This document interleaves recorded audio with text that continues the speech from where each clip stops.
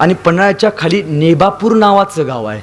जसं रायरेश्वराच्या पायथ्याच्या खाली तुमचं गाव आहे, तसं पन्हाळ्याच्या खाली नेबापूर गाव. त्या नेबापूरच्या गावामधला एक माणूस होता, त्याचं नाव शिवा काशीद. काय नाव? शिवा काशीद. नावातच शिवा. शिवा दिसणार राजांसारखा, बोलणार राजांसारखा, मिशीची स्टाईल राजांसारखी, दाढीची स्टाईल राजांसारखी, केसांची स्टाईल राजांसारखी, पोशाख राजांसारखा, चालणार राजांसारखा. डोक्यात एकच विचार, जागायचं असलं तर शिवाजी राजासारखं जागायचं नाही, जागायचं नाही. डोक्यात एकच विचार. पण शिवा काशीद फक्त शिवाजी राजांसारखा दाढी वाढून थांबला नाही, तर शिवा काशीदनं शिवाजी राजांसारखा विचार सुद्धा वाढवला आहे. आज आमची पोरं फक्त दाढी वाढवतात, शिवाजी राजांचा विचार वाढवत नाहीत. झालं, शिवा गेला आणि त्याची महाराजांची भेट झाली. आणि फेब्रुवारी महिन्यामध्ये सिद्धी जोहर, जहर नावातच जहर आहे, आला. तो पन्हाळ्यावरती आला आणि त्याच्या सैन्यानं पन्हाळ्याला वेढा टाकला. एवढा कडक बंदोबस्त की मुंगीला खालून वरती जाता येत नव्हतं आणि वाऱ्याला वरून खाली येता येत नव्हतं. एवढा कडक बंदोबस्त. त्याचा डाव असा की आज ना उद्या पाऊस पडेल, पावसाळा चालू होईल, धान्य संपेल आणि धान्य संपल्यावरती मराठी सैनिक कधीतरी खाली येईल. पण त्याला काय माहितीये, अरे पोटात काय नसलं तरी पाठीच्या कडे ताट ठेवतात मराठे, अरे लढतात मराठे, झुंजतात मराठे. तसंच झालं. गडावरचं धान्य संपलं, पण राजांची सेना तग धरून उभा राहिली. पण दादांनो, राजे 9 ते 10 महिने गडावरती कैद आहेत. या जगातलं पहिलं लॉकडाऊन तुम्ही आम्ही नाही अनुभवलं, तर या जगातलं पहिलं लॉकडाऊन 350 वर्षापूर्वी पन्हाळ्यावरती छत्रपती शिवाजी महाराजांनी अनुभवलंय. तुमच्या माझ्या अगोदर सगळं सहन केलंय राजा. अहो झालं ना, लॉकडाऊन पडलं राजांचं. 9 महिने खाली येणं नाही, 9 महिने खालून कोणी वरती जाणं नाही. पण राजांना असं वाटलं, अरे राजा कैद असावा आणि प्रजेला सुद्धा आपण जोखमीमध्ये टाकावं. एका राजाला शोभा देत नाही. राजांनी काय केलं, तर राजांनी शिवा काशीदला बोलावणं धाडलं. शिवा आला, राजांपाशी आला. राज बोलावणं धाडलं जी. शिवा म्हणला, अरे शिवा, राजे शिवाला म्हणतात, शिवा, हे शिवा, अरे आम्ही ऐकून आहे शिवा, तू आमच्या सारखा दिसतोस. होय की राज, मग मला एकदा बघायचं आहे शिवा, तू माझ्यासारखा कसा दिसतोस. शिवा म्हणला, आलो राज. शिवा गेला. त्यानं राजांसारखे कपडे घातले, जिरोटोप घातला, मिशीला पीळ दिली, केसांची स्टाईल मारतच बाहेर आला. आणि राजाला म्हणाला, राज दिसतोय की नाही मी तुमच्यासारखा. राजे म्हणाले, अरे हो शिवा, शिवा, अरे तू माझ्यासारखा दिसतोस की रे. एकदम झेरॉक्स कॉपी. राजाला प्रश्न पडला, नेमका ह्यो शिवाजी महाराज आहे का मी शिवाजी महाराज आहे. झेरॉक्स कॉपीच. राजे म्हणाले, शिवा, अरे हो तू माझ्यासारखा दिसतोस. शिवा म्हणला, म्हणजे राज त्या सिद्धी जोहरला सुद्धा ओळखायचं नाही मी. राजे म्हणले, शिवा तुला कसं काय आलं की त्या सिद्धी जोहरच्या भेटीला मी तुला पाठवणार आहे. शिवा म्हणला, राज एवढ्या दिवस तुमच्या संग फिरलो या, मला माहिती नाही नेमकं काय करायचं असते ती. द्या की राज इडा, जातो की राज, मारतो की त्या सिद्धीला. डोक्यात विचार नाही हो आपल्या बायका पोरांचं काय होईल. गेल्यावरती मरण तय आहे, माघारी यायचं नाही. पोरं आहेत लहान लहान घरात, बायको आहे घरात, आई आहे घरात, पण डोक्यात एकच विचार आहे, आपला राजा जगला पाहिजे. जातो की राज, द्या इडा राज. राजांनी शिवाला मिठी मारली आणि शिवाजी महाराजांच्या डोळ्यातून एक अश्रूचा थेंब पडला. शिवाच्या पाठीवरती पडला. राजांच्या डोळ्यामध्ये पाणी आलं. माहित आहे शेवटचा बघायचा आहे आपल्या मावळ्याला. बघितलं, जगाच्या पाठीवरती पहिला राजा आहे. सैनिकांसाठी ज्याच्या डोळ्यामध्ये पाणी आलंय ते म्हणजे छत्रपती शिवाजी महाराज. जगात दुसरा राजा बघायला मिळत नाही. मिठी मारली आणि प्लॅन असा ठरला की 2 पालख्या तयार होतील. एका पालखीमध्ये बसतील शिवा काशीद शिवाजीराजांचं वेश घेऊन आणि दुसऱ्या पालखीमध्ये बसतील छत्रपती शिवाजी महाराज. महाराजांची पालखी त्याचं नेतृत्व करणार बाजीप्रभू देशपांडे, फुलाजी देशपांडे आणि बांदल सेना. आणि शिवा काशीदची पालखी जाणार संध्याकाळी भेटायला सिद्धी जोहरला. सिद्धी जोहरला फरमान पाठवलं, आज सायंकाळी शिवाजी राजे सिद्धी जोहर तुझ्या भेटीला येत आहेत. सिद्धी जोहरनं वेढा ढिला केला आणि याच वेड्याचा फायदा शिवानं राजांनी घ्यायचा ठरवला. दोन्ही पालख्या तयार झाल्या, जवळ आल्या. एका पालखीमध्ये बसले शिवाजी राजे, दुसऱ्या पालखीमध्ये बसले शिवा काशीद. राजाने शिवाकडे बघितलं आणि राजे म्हणाले, ए शिवा, अरे चल ना माझ्यासोबत शिवा, अरे चल ना, अरे आपण दोघं लढू रे, चल. शिवा म्हणतोय, नाही राज, तुम्ही जावा राज.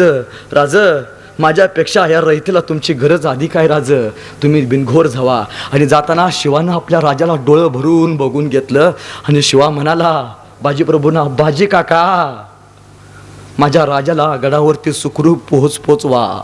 बाजी काका आपला राजा जगला पाहिजे, माझ्या राजाला विशालगडावरती सुखरूप पोचवा. आणि शिवा पालखीमध्ये बसला, राजांचा वेश घेऊन बसला. शिवा अंगात राजा संचारला होता. अरे आपलं नाव नुसतं छत्रपती शिवाजी महाराज घेतल्यावरती आपल्या अंगात राजा संचारतात. मग जन साक्षात महाराजांना बघितलं, ज्याच्या पाठीवरती साक्षात महाराजांचा अश्रू पडला, किती भाग्यवान असेल तो देह. तुम्ही फक्त ज्या राजाचा स्पर्श ज्या मातीला झाला त्या मातीमध्ये जन्माला आला तर तुम्हाला एवढा अभिमान वाटतो, मग 350 वर्षापूर्वी त्या मावळ्यांना किती अभिमान वाटला असेल जे राजांसोबत फिरले असतील. झालं, शिवा निघाला आणि शिवाजी महाराजांची पालखी बालेकिल्ल्याच्या मागून निघाली. पुढे आहेत बाजीप्रभू देशपांडे, फुलाजी देशपांडे आणि मागाय बांधल सेना राजांची पालखी मध्ये. आणि शिवाकाशीची पालखी खाली निघाली. खाली भेटीला आली. सिद्धीजोवर खाली शामियानातून बाहेर आला. त्याला वाटलं शिवाजी महाराज आले. सिद्धीजोवर जवळ गेला, शिवाच्या हाताला धरलं शिवाकाशीच्या आणि शामियानामध्ये घेऊन गेला. आणि सिद्धीजोवर म्हणतोय शिवाकाशीतला, शिवाजी राजे. त्याला माहित नाही हा कोण आहे, तो त्याला वाटलं शिवाजी महाराज आहेत. तो म्हणतो, शिवाजी राजे तुम्ही जिंकलेले सगळे किल्ले माझ्या नावावरती करा, मी तुम्हाला सेनापती म्हणून निवड करतो आमच्या बडी बेगम मोठ्या लोकांना सांगून. राजे शिवाकाशी शांत बसला. पण सगळा संवाद चालत असताना समोर काही सरदार उभे होते. त्यातले 2 सरदार आणि त्यातला एक सरदार तो होता अफजल खानाचा मुलगा फाजल खान. ते 2 संशयी डोळे सारखे त्या शिवाकाशीकडे बघत होते. तो फाजल खान म्हणला, हुजूर ये सिवा नहीं हो सकता. सिद्धीजोर म्हणला, क्या बकते हो, क्यों नहीं सिवा हो सकता. फाजल खान म्हणला, हुजूर मैं मेरे अब्बा जान के साथ म्हणजे अफजल खाना बरोबर इसको मिलने के लिए गया था. तब मैंने देखा था कि कृष्णाजी भास्कर ने इसके सिर पर एक वार किया था. उस वार का घाव अभी है क्या नहीं देखो आप. सिद्धी जोर म्हणला, अरे सच बता, बेमौत मारा जाएगा, तू आहे शिवा. अरे म्हणला, होय. शिवा कशात म्हणला, अरे होय मीच आहे शिवाजी महाराज. सिद्धी जोरनं आपली तलवार बाहेर काढली, सप्प करण्यात चालवली. शिवाचा जिरेटोप खाली पडला, खून जाणवली नाही. सिद्धी जोरला कळालं हा शिवाजी राजा नाही, हा दुसरा कोणीच नाही. सिद्धी जोर परत म्हणाला, अरे सच बता, बेमौत मारा जाएगा, तू आहे शिवा. ते म्हणला, अरे होय मीच आहे शिवाजी महाराज. अरे जन्माला जरी शिवा काशीद म्हणून आला असलो तरी मरताना छत्रपती शिवाजी महाराज म्हणून मरतोय. हे भाग्य काय कमी आहे का. हे जसं म्हटलं, सिद्धी जोहरच्या तळपायाची आग मस्तकाला गेली. सिद्धी जोहरनं तीच रक्ताळी तलवार वर धरली, सप्प किरण चालवली. शिवाची गर्दन खाली पडली. राजांचा मावळा शिवा मातीमध्ये पडला आणि शिवाच्या तोंडून एक वाफ निघाली आणि वाफेबरोबर माती आकाशात उंच उडाली. आणि उडणाऱ्या मातीला माझा शिवा सांगत गेला, अरे सांगा माझ्या राजाला, तुमचा शिवा मातीत नाही मेला तर तुमचा शिवा मातीसाठी मेला. अरे मातीत मरणारे कैक असतात, पण मातीसाठी मरणारे फक्त छत्रपती शिवरायांचे मावळे असतात, हे सांगत गेला. झालं, शिवाकाशीद नावाचा अध्याय संपला. सिद्धी जोहरचं सैनिक लगोलग राजांना हुडकायला लागलं. पण इकडं बाजीप्रभू देशपांडे नेतृत्व करतात महाराजांच्या पालखीचं. निघायच्या अगोदर बाजीप्रभूंनी सांगितलं, पायातल्या चपला काढून टाका. सैन्याला काय सांगितले, पायातल्या चपला काढून टाका. का, पाऊस पडतोय, चिखल झालाय, चिखल झाल्यामुळं पायतान अडकता का म्हणत वाट लवकर आपल्याला कापायची आहे. मराठी सैन्यानं आपल्या राजासाठी पायातल्या चपला काढून टाकल्या. निघालं, राजांचं सैनिक निघालं, सर सर सर सर कर निघालं. आणि रात्री 2 वाजता निघालं. अरे पायात काटे टोचायचे, दगड टोचायचं, रक्त बोंबाळ व्हायचं पायी. अरे तो चिखल सगळा रक्तानं माखला होता, पण मावळा थांबायला तयार नव्हता. का, माझा राजाला विशालगडावरती पोहोचवायचा आहे. निघाली पालखी, निघाली राजांची, गेली गेली गेली, पळत निघाली. बाजीप्रभू देशपांडे, फुलाजी देशपांडे बांधल सेना घेऊन निघाली. आणि बाजीप्रभू देशपांडे मसईच्या पठारावरती गेले. मसईच्या पठारावरती जाऊन थांबले आणि बाजी काका म्हणले, पालखी थांबवा. बाजी काका म्हणाले, पालखी थांबवा. आणि पालखी थांबली गेली. आणि पालखी थांबल्यावरती राजे खाली उतरून आले. म्हणले, बाजी काका काय झालं. बाजीप्रभू म्हणाले, राजे तो सिद्धी जोहरचं सैनिक जवळ येतंय, दोघे एकत्र जाऊन काही फायदा नाही. राजे एक काम करू, तुम्ही इथे थांबा. आणि पुढे हे एक वाक्य बाजीप्रभूंनी वापरले, ते वाक्य बखरीमध्ये नोंद आहे. बाजीप्रभू असं म्हणतात, राजे कान देऊ नका. बाजीप्रभू म्हणतात, राजे निमे लोक घेऊन तुम्ही पुढे जावा. राजे निमे लोक घेऊन तुम्ही पुढे जावा. निमे लोक घेऊन आम्ही इथं थांबितो. मारिता मारिता झुंजितो, झुंजिता झुंजिता मरितो. आमच्या पोरा बाळांना सांभाळायला आमचा राजा समर्थ आहे. काय वाक्य आहे बाजीप्रभू देशपांडेंचं. माझ्या पोराबाळांना सांभाळायला माझा राजा जिवंत आहे, एवढा विश्वास आहे आपल्या राजावरती. राजा म्हणले, नाही बाजी काका, बाजी काका, तुमच्या थकल्या खांद्यावर स्वराज्य संपवायला आम्ही राजे नाही झालोत. आम्ही लढू इथंच, मेलो तर दोघं मरायचं आणि गेलो तर दोघं जायचं. बाजी काका म्हणले, नाही राजे, वडीलकीच्या नात्यानं सांगतोय राजे, राजे निघा. राजे, पंढरपूरच्या विठ्ठलाबरोबर त्याच्या भक्ताचं नाव जोडलं जातं. राज, तुमच्यासोबत मरताना नाव जोडण्याची अशी शेवटची संधी माझ्या हातून काढून घेऊ नका. राजे निघा. आणि पुढे बाजी काका असं म्हणतात, राजे तुम्ही गेला पाहिजेत राजे, कारण राजे लाख मेलं तरी चालतील, पण लाखाचा पोशिंदा मात्र जगलाच पाहिजे. राजे, राजे तुम्ही निघा. राजे, फक्त शेवटचं सांगतोय राजा, विशालगडावरती गेल्यावरती तोफेचे फक्त 3 बार करा राजे. मला समजून जाईल की माझा राजा विशालगडावरती पोचलाय, आम्ही श्वास सोडायला मोकळे. राजाने ते वाक्य ऐकलं. राजा म्हणाले, नाही बाजी काका, बाजी काका, मी विशालगडावरती जातो, गेल्या गेल्या तोफेचे 3 बार करतो. बाजी काका, घोडकिंड सोडून तुम्ही विशालगडावरती या. बाजी काका, राज्याभिषेकाला तुम्हाला एकदा शेवटचं आम्हाला बघायचं. बाजी काका तुम्ही आलं पाहिजे. बाजी काका म्हणले, लागो तुम्ही राजे, तुम्ही लगोलग निघा. राजे निघाले, पालखी घेऊन निघाले आणि जाताना पालखी सोडून दिली आणि शिवाजी राजा घोड्यावरती बसून घोडखिंडीतून निघाला. मावळ सेना जी बांदल सेना होती, तुमच्याच भागातली काही लोक होती त्यात बांदल, ती बांदल सेना निम्मे सैनिक घेऊन राजांना पुढे निघाली आणि निम्मे सैनिक घेऊन बाजीप्रभू देशपांड्यांसोबत घोडेखिंडीत थांबली. इथंवर तुम्हाला इतिहास माहिती आहे. राजे विशालगडावरती गेले हे सुद्धा इतिहास माहिती आहे. पण याच्या पुढचा इतिहास तुम्हाला माहिती आहे का दादांनो? विशालगडाच्या पायथ्याशी अगोदरच एक वेढा पडलाय. तो वेढा कुणी टाकलाय तर आपल्याच फितूर मराठी लोकांनी टाकलाय. दादांनो, फक्त एकच लढाई नाही झाली, तर त्यावेळी 2 लढाई झाल्या. एक झाली घोडकिंडीमध्ये, दुसरी झाली विशालगडाच्या पायथ्याशी. ती कशी झाली? राजा गेले, विशालगडाच्या जवळ गेले, बाजीप्रभू देशपांडे घोडकिंडीत उभे आहेत, तलवार हातात घेऊन उभे आहेत. अरे दोन्ही तलवार समशेरी हातात. त्या सिद्धीजोवरचं सैनिक जवळ आलं जवळ आलं. बाजीप्रभूच्या अंगावर तुटून पडलं. एक बाजी, अरे सपा सप कत्तली करू लागला. रक्ताचा ढीग, प्रेताचा खच बाजीनं रणतांडव मांडवला त्या घोडकिंडीमध्ये. अरे त्यावेळी सिद्धी जोहरला करालं, नेमकं मराठी सैनिक असतं तरी कसं. अरे माझा राजा सांगायचा, माझा एक मावळा 100 भारे. अरे इथे एकच बाजी 500 भारी पडत होता.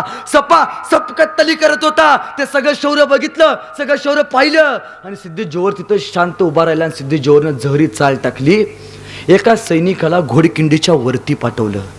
तो सैनिक वरती गेला आणि त्यानं ठासणीच्या बंदुकीनं झाडाच्या आडून लपून बाजीप्रभू देशपांडेंवरती नेम धरला आणि गोळी झाडली. ती गोळी सप करत आली आणि बाजीप्रभू देशपांडेच्या छताडावरती धप करायला लागली आणि सह्याद्रीसारखा बाजी मातीमध्ये खाली पडला. पण राजांच्या गडावरती जाऊन तोफेचा आवाज यायचा होता, म्हणून बाजीच्या हातातली समशेर थांबली नव्हती, बाजीचा श्वास गेला नव्हता. बाजी तसाच उठून उभा राहिला. अरे अरे माझ्या राजाचा तोफेचा आवाज अजून यायचा आहे, माझा राजा गडावरती पोचायचा आहे. राजे लगलो गेले, विशालगडाच्या जवळ गेले. ते सगळं वेळा बघितला. राजे म्हणाले, अरे बाजूला व्हा, खुले आम मारले जाल, माझा बाजी तिथं प्राण अडकून आहे. अरे सारखा ही वेळ नाही युद्ध करायची. फितूर मराठी सैनिक ऐकायला तयार नाहीत. मराठी राजानं आपलं तलवार बाहेर काढली आणि युद्ध मांडलं. सप कत्तली चालू झाल्या. राजांनी प्रेतांच्या ढीग विशालगडाच्या खाली लावले आणि युद्ध संपून राजे विशालगडावरती गेले, पळत गेले. आणि गेल्यावरती राजा म्हणालेत मावळ्यांना, अरे मशाल द्या रे, द्या मशाल, माझा राजी घोडखिंडीत थांबला रे, द्या मशाल. मावळ्यांनी मशाल दिली. राजे पळत गेले आणि गेल्यावरती तोफ आला. महाराजांनी मशाल लावली, तोफेचे 3 बार झाले आणि बाजीच्या कानावरती तोफेचा आवाज आला आणि बाजी मातीमध्ये श्वास सोडून मोकळा झाला. अरे माझा बाजी घोडखिंडीची पावनखिंड करून गेला. दादांनो, सह्याद्रीच्या कडे कपऱ्यात सूर घुमतो वारंवार, सह्याद्रीच्या कडे कपऱ्यात नाद घुमतो वारंवार. शौर्य गाजवून गेली मर्द मराठ्यांची तलवार. अरे कमरेला बांधून दोर, पहाड अवघड चढलेले, तुटून पडता मस्तक खाली दुंद दडाने लढलेले. अरे बाप असे काही काळ आमचा, कीर्त गाजली दिगंतरी. रणफंदीची जात आमची कोण आम्हा भयभीत करी, रणफंदीची जात आमची कोण आम्हा भयभीत करी. झालं. पण राजा तिथं नाही थांबला. राजे गेले बाजीप्रभू देशपांडे आणि फुलाजी देशपांडे यांच्या घरी. काय गेले तर बाजीप्रभू देशपांडे आणि फुलाजी देशपांडे यांना दादानं तब्बल 8 मुलं. किती मुलं? 8 मुलं. त्या 8 मुलांना बाजीप्रभू देशपांडेंच्या जागी नोकरीवरती सैन्यामध्ये घेतलं. अनुकंपा खाली घेण्याची योजना 350 वर्षापूर्वी या मातीमध्ये छत्रपती शिवाजी महाराजांनी चालू केली. आजही वडील मेल्यानंतर त्याच्या जागी पोराला घेतलं जातं. ही योजना 350 वर्षापूर्वी शिवरायांनी चालू केली. आता त्याला अनुकंपा म्हणून नाव दिलं.